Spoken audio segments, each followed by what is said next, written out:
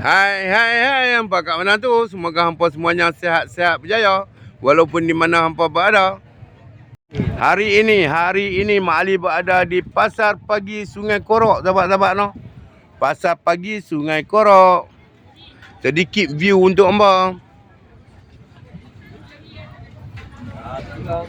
Suasana.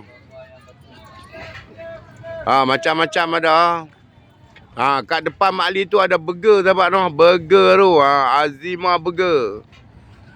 Dan pelbagai jenis nugget.